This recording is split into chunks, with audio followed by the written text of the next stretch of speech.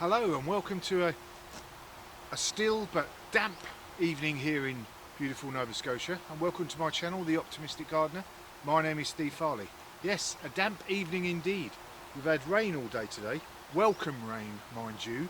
It's been a bit of a dry spring so far, which I don't complain about too much, but a nice bit of rain every now and then is always good for the plants. And talking of plants, I've got these two new raised beds that I created this spring. Plants starting to come up. I've got rockets and salads, tomatoes already in, some peas up the far end there, basil, and I've actually planted some climbing pole beans, some runner beans here.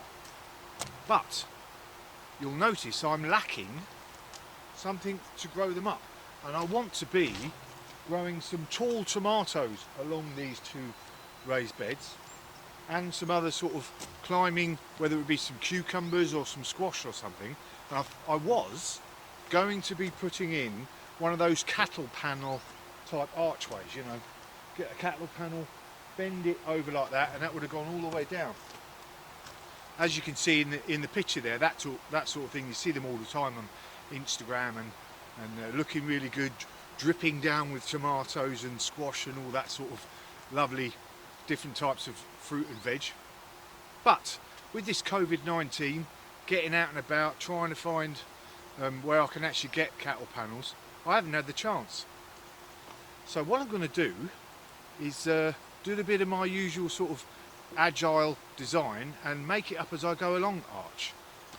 I've actually chopped a couple of trees down recently, and I've got lots of sort of higgledy-piggledy type branches and things, and I thought I would create a bit of a homemade arch all the way down there, and it will do the same job. It's not going to be up there for ages, but I reckon it will do the job for at least this season anyway. So might as well get on with it. And voila! What do you reckon? I know, it looks a bit rickety, doesn't it? But it's got a bit of a rustic charm, I think. It's actually quite sturdy. These diagonal pieces keep it from moving around. So as you can see, all I've done is got a load of branches, stuck them in, pulled them together in the middle, black fly everywhere, pulled them together, created a bit of a cross piece, and then I've got that horizontal. I've actually got a couple of horizontals tied together across the top. That keeps it sturdy that way, and then I've put some diagonals, put them in, tied them across, and that keeps those centre pieces nice and sturdy. Now, excuse me,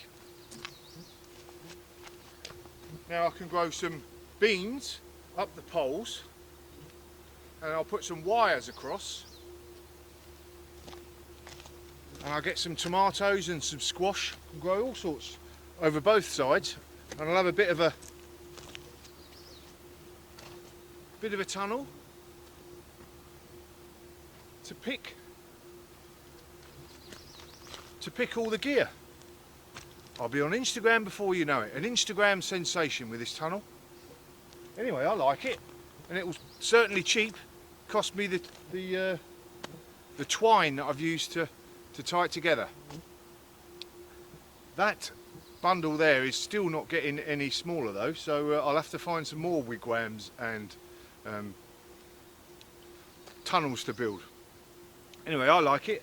I reckon job is definitely a good one.